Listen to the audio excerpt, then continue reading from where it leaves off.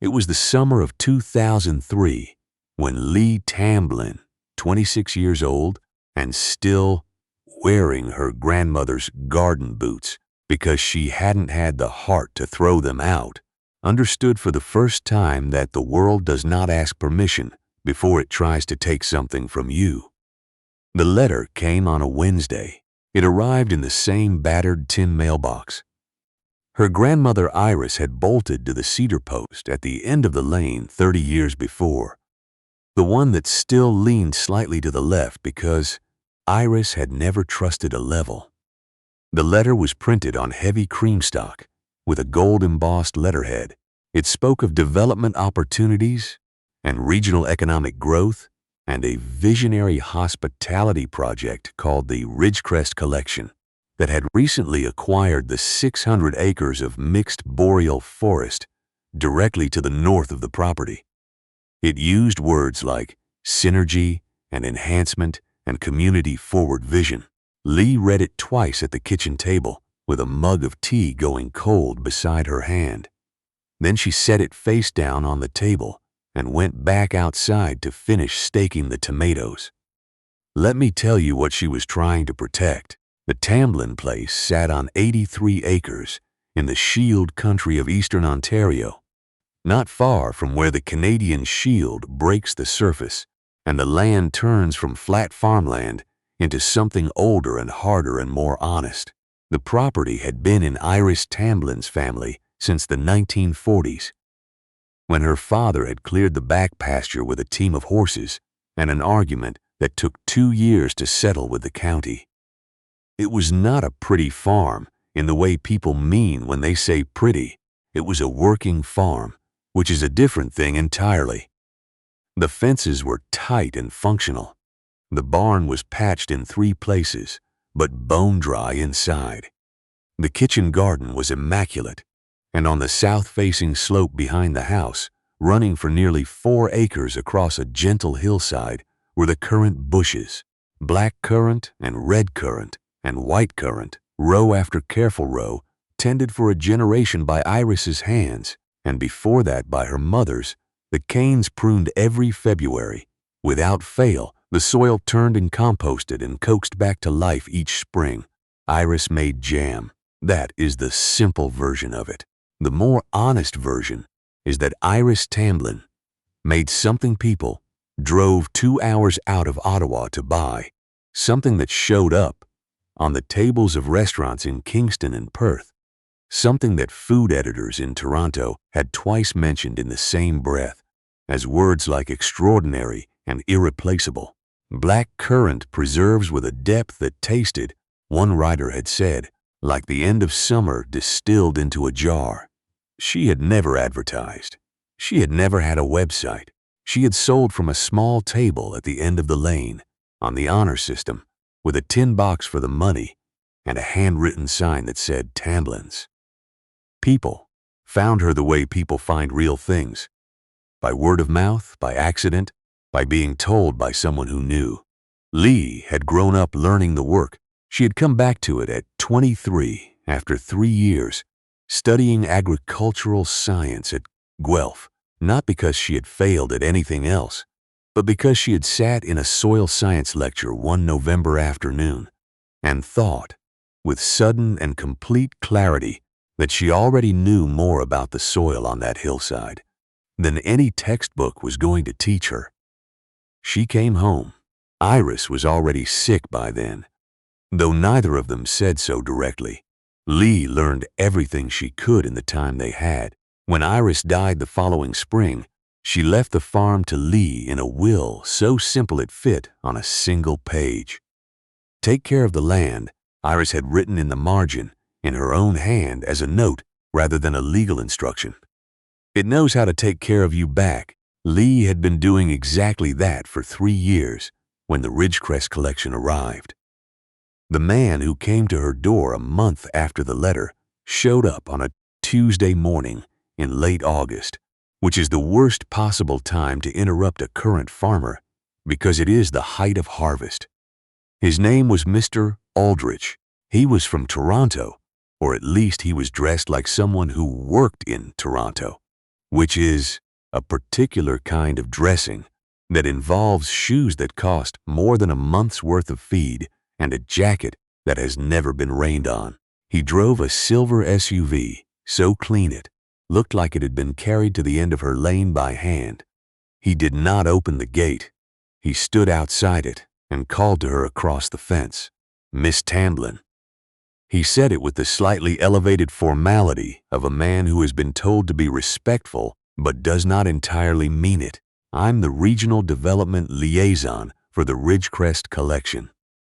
I believe you received our letter." Lee had been clipping canes since 5:30 in the morning. She straightened up slowly, set her shears on the fence post, and looked at him. She said nothing. He took that for an invitation to continue. He told her about the project, a luxury wilderness retreat, 42 private cabins, a spa, a dining pavilion with a Michelin aspirant executive chef, curated nature experiences. He said curated twice. He told her that the Ridgecrest Collection had successfully developed 11 properties across Canada and the American Northwest, and that this project was expected to draw clientele from Montreal, Toronto, New York. He told her the development would begin the following spring with road infrastructure and site preparation. He told her that while the project was not on her land, the company was proactively reaching out to adjacent landowners to discuss, as he put it, compatibility. Lee picked up her shears. "What does compatibility mean?" she said. He smiled the smile of a man who has given this answer before. "Well," he said, "our guests will be seeking an immersive natural experience, a kind of managed tranquility." He gestured toward the farm with an open hand, a gesture she would spend a long time thinking about afterward, the casual proprietorial sweep of it. Agricultural operations, however charming, present certain challenges: odors, equipment noise, early morning activity. Our consultants have flagged your property as a potential point of friction in the guest experience. Lee looked at him for a long moment. She said, "My farm is not a point of friction. It's a farm." He smiled again. "We'd be prepared to make a very generous offer," he said, "well above assessed value. You'd have more than enough to establish yourself elsewhere in the region, somewhere perhaps better suited to." She said, "The farm is not for sale, Mr. Aldrich." He nodded slowly, the way people nod when they believe what you're saying is a position rather than a fact. He left her a card. He said the offer would remain open, and that he hoped she would take some time to think seriously about her options. She put the card in her back pocket and went back to the canes. Now let me tell you what she didn't tell him, because it is the most important part. Iris Tamblyn had been a quiet woman in the way that rivers are quiet. There was a great deal moving beneath the surface. She had grown up watching the Shield country get sold off parcel by parcel, watching the bush get cleared for cottages that were used 3 weekends a year and left empty the other 49.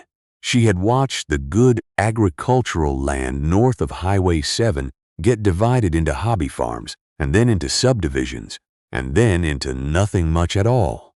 She used to say, sitting at the kitchen table with her hands around a mug of tea, that the land has a memory, that it keeps a record of everything done to it, that you can read the health of a piece of ground the way you can read the health of a person, in the skin, in the eyes, in the way it holds itself. She had taught Lee to look at the farm that way, not as property, as a living thing with a history. She had taught her how the North Woodlot acted as a windbreak, how its root systems stabilized the creek bank, how the birds it sheltered moved through the current rows and controlled the aphid populations without a drop of pesticide. She had taught her that the farm was not a collection of isolated features, but a system, and that a system survives by understanding the connections between its parts. It was in that spirit that Lee, in the weeks after Mr. Aldrich's visit, began to think carefully about what was coming. She went to the county land registry office. and pulled the site plans for the Ridgecrest development. She read them in a single evening at the kitchen table with a highlighter and a pot of coffee. She saw where the access road would be graded. She saw where the dining pavilion would sit on the ridge, a ridge that happened to channel the prevailing northwest wind directly down across her back pasture.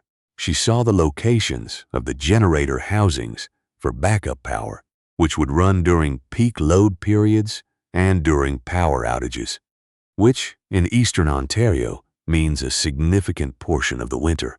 She saw the proposed lighting plan for the property, and she calculated on the back of an envelope approximately how much of that light would scatter south toward her land on a clear night. She thought about the currant bushes. She thought about the pollinator population that kept them productive. She thought about what happens to bees when their light cycles are disrupted. She thought for a long time.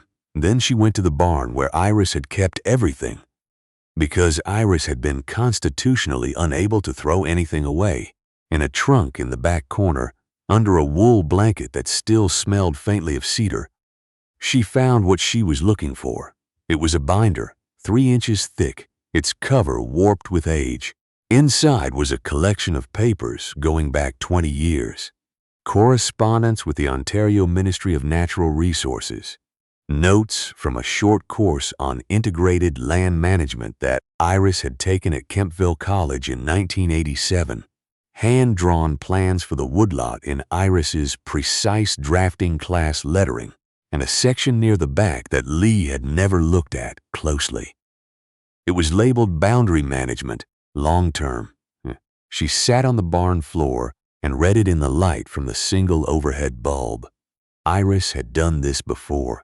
Not with a luxury resort, but with a proposed gravel extraction operation in the late 90s that had looked at the land to the north and seen aggregate. She had spent 2 years researching before that proposal had quietly died on its own. But the research had not died with it. Iris had calculated the wind patterns and the light exposure and the drainage corridors. She had drawn up a planting plan for a living buffer on the north and northwest boundaries, a multi-layer system, using native species chosen for specific functions. White cedar for year-round density and sound absorption, trembling aspen for rapid early years height, nannyberry and high-bush cranberry in the understory for pollinator habitat, white spruce along the interior edge for permanence. She had noted in her neat hand that the whole thing would take at minimum a decade to establish and would cost, spread over 5 years of planting, approximately what a new tractor costs. Lee sat there for a while. She looked at the binder. She looked at the barn ceiling. She thought about her grandmother, who had stood in this exact building and looked at the same ceiling and planned for a threat that never came, and had written the plan down anyway, because you do not wait for the wolf to be at the door before you learn how to reinforce it. She closed the binder and carried it back to the house. That fall, she placed her first order with a native plant nursery near Brockville.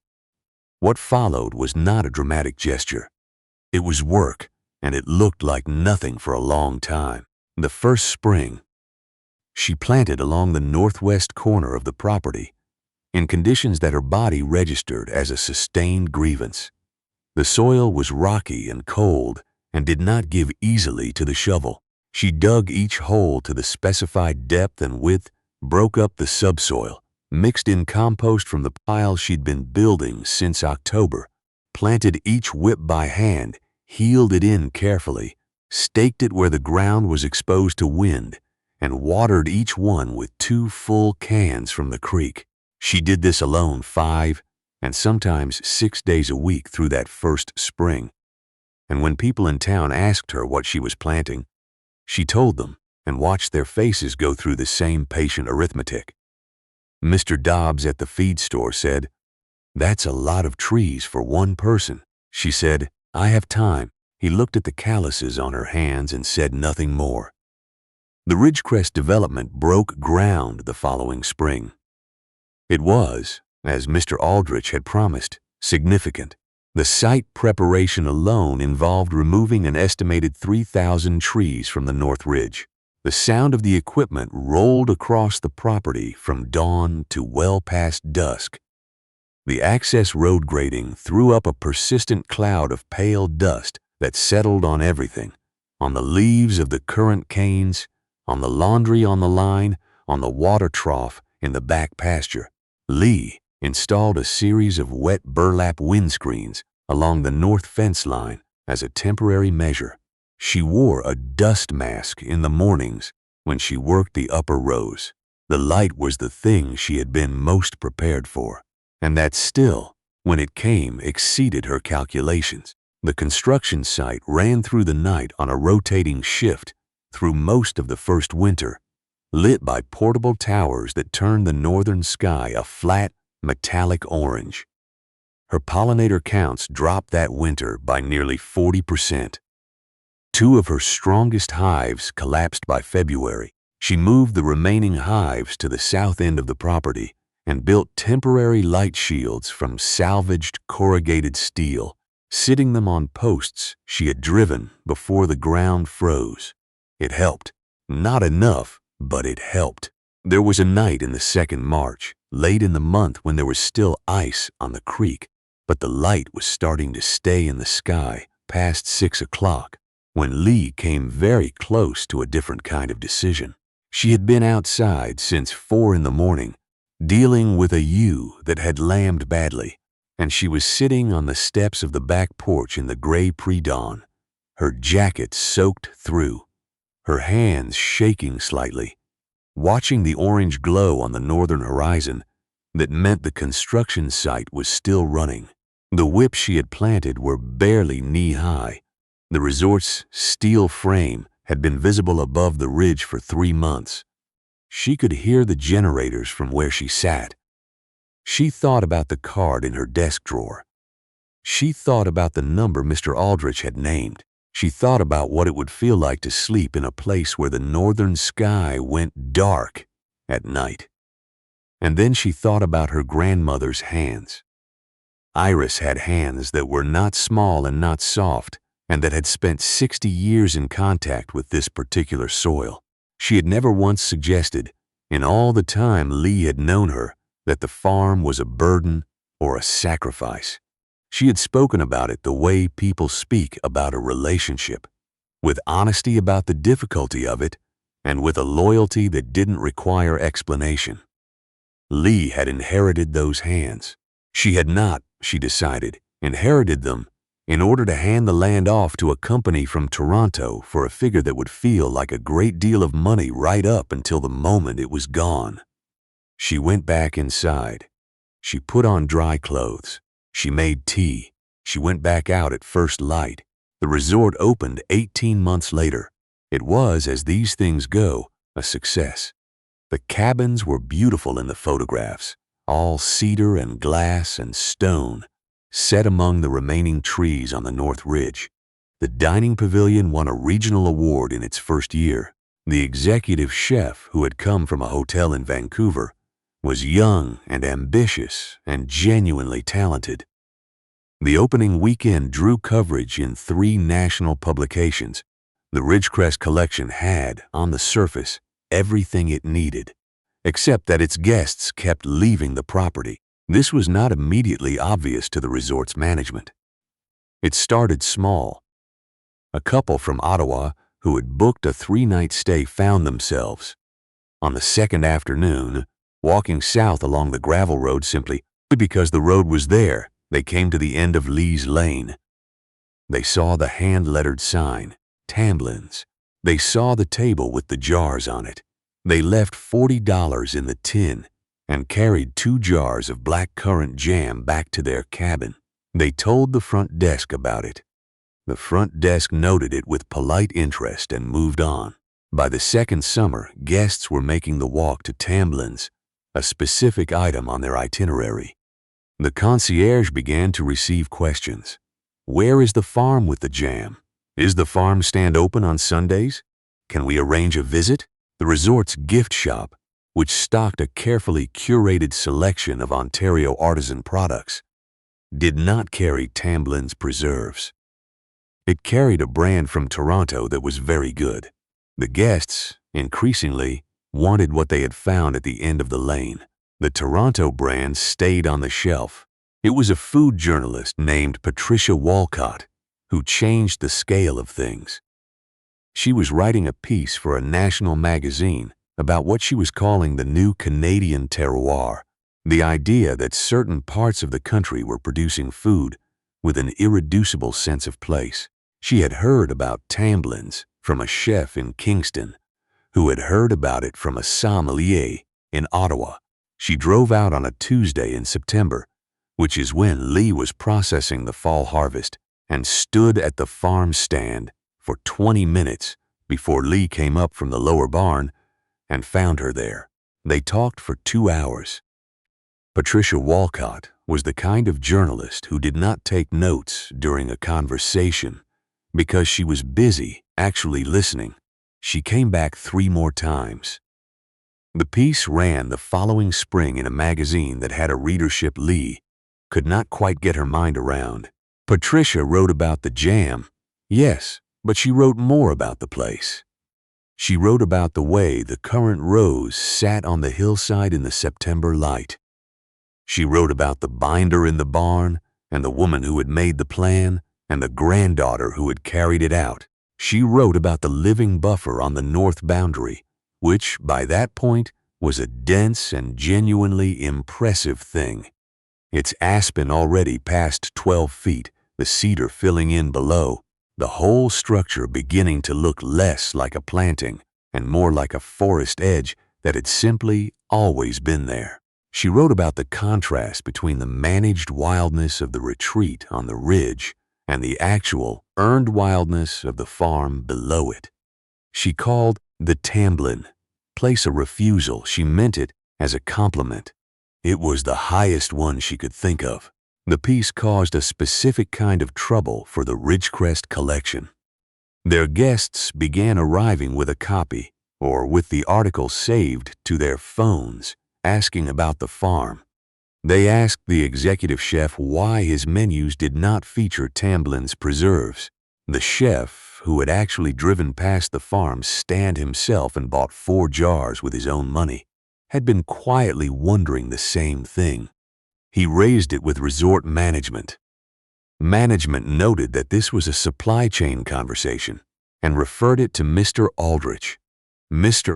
Aldrich drove down her lane for the second time on a Thursday in early November, nearly 9 years after his first visit. He did not stay outside the gate this time. He walked all the way to the porch, which told Lee something before he opened his mouth. She was stacking firewood. She kept stacking. "Miss Tamblin," he said. He sounded different than she remembered. Less smooth. More like a man who had been given a task he was not looking forward to. "I wanted to reach out directly regarding a potential partnership opportunity." She set a log on the pile. She looked at him. He told her that the Ridgecrest collection was interested in featuring Tamblin's preserves as a signature element of the dining and retail experience. He said that the resort's clientele had developed what he described as an authentic connection to the local product. He said the brand synergies were compelling. He said they envisioned an exclusive arrangement. "Lee let him finish," she said. "I remember that you told me my farm was a point of friction in the guest experience." He was quiet for a moment. She watched him work through a few different possible responses before settling on the truth. "Things have developed differently than we initially projected," he said. "I imagine they have." She set another log. "I'll be honest with you, Mr. Aldrich. I'm not sure my operation is compatible with your vision." He had the grace to close his eyes briefly. She told him she would consider it. She told him she would be in touch through her solicitor, whose name and number she provided on a card. She shook his hand and went inside. The meeting happened 3 weeks later at her kitchen table. Lee was there with her solicitor, a practical woman named Mrs. Beaumont, who had handled farm estates in Lanark County for 30 years, and who did not go to meetings without having already read everything twice. The Ridgecrest collection sent Mr. Aldrich and 2 people from their legal team who wore good shoes and carried tablets, and who looked around the kitchen with the barely concealed adjustment of people who have not been in many farmhouse kitchens. Lee served them tea. She had made a batch of biscuits that morning, not to be hospitable, but because she made biscuits most mornings, and she saw no reason to change her routine. Mrs. Beaumont laid out the terms. The supply price was Lee's retail price, plus a handling premium. This was not negotiable. The quantity was what Lee could sustainably produce without expanding her operation or compromising the quality of the product. This was also not negotiable. The arrangement would be exclusive, meaning the Ridgecrest collection agreed not to purchase or serve any competing Currant preserves from any other producer for the duration of the contract. In return, Lee would supply the resort's dining pavilion and gift shop and no other commercial client. Then came the final term. Mrs. Beaumont slid a single page across the table. It was a property map, Lee's land, and the resort land and the corridor between them.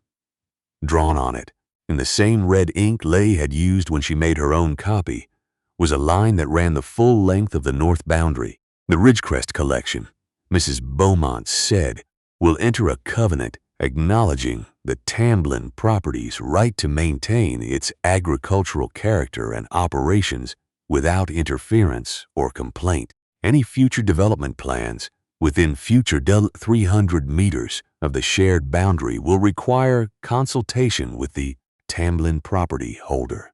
Furthermore, the resort will permanently adjust the orientation of the northern lighting array to redirect light scatter away from the Tamblyn boundary, to be completed within 60 days of signing. The legal team from the resort leaned together and exchanged something quiet. One of them began to say something about operational constraints. The other one touched his arm. Mr. Aldrich looked at Lee. Lee looked back at him.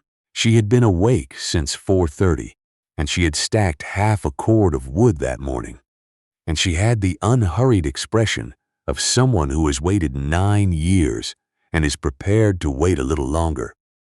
He picked up the pen. After the contract was signed and the Ridgecrest team had driven back up the road, Mrs. Beaumont closed her folder and accepted a biscuit. She said, "Your grandmother would have been pleased." Lee thought about that, she said. She would have wanted to see the planting plan hold. That would have been the part she cared about. She was right, and she knew it. Iris had not drawn up those plans because she wanted to win an argument. She had drawn them up because she understood that a farm is not defended in courtrooms or at negotiating tables. It is defended at the soil level, in February, when nobody is watching and the ground is still frozen, and you are planning what you are going to plant in April. The argument comes later. The work comes first. In the years that followed, the Tamblyn farm became something that Lee had not planned for and would not have chosen, but came to understand as its own kind of responsibility. People found their way down the lane, not just for jam, but to ask questions. Young farmers and older ones, people who had inherited land, and people who were trying to hold on to it, people who had received letters on heavy cream stock with gold letterheads. They asked her how she had managed it. They asked about the buffer planning, about the legal terms, about how you stay steady when the generators are running through the night and the glow on the horizon is somebody else's vision of the future and it is eating into yours. She would take them to the north boundary, which by then looked nothing like a planting.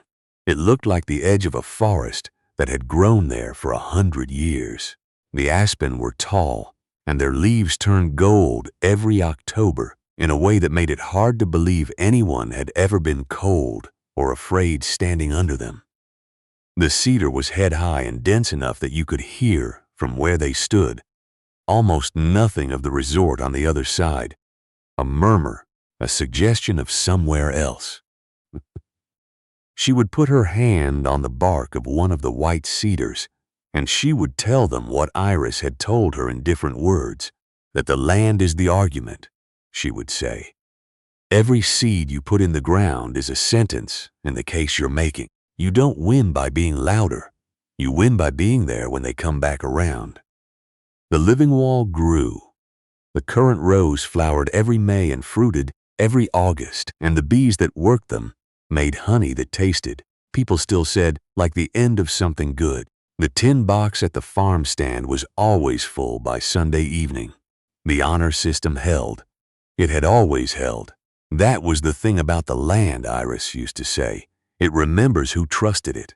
Lee was in her early 50s, her dark hair gone to silver at the temples, when she began walking the property with her young neighbor's daughter, a girl of 15 named Sayurse, who had asked if she could help with the spring planting in exchange for learning something useful. Lee said yes. She put her to work and taught her what work on a living piece of ground actually means, which is less about what you do on any given day, and more about understanding that the decisions you make in April are a conversation with someone you will not meet for 20 years. One afternoon they were walking the north boundary, and Circe asked, "Did you always know it was going to work out?" Lee thought about the night on the back steps with the orange sky and the shaking hands and the card in her desk drawer. "No," she said. "I didn't know. I just knew I wasn't done." She pressed a handful of soil into the girl's palm, dark and crumbling and alive with years of careful tending. "That's the whole of it," she said. "You stay long enough, and the land shows you what it's been working on all along. But you have to stay.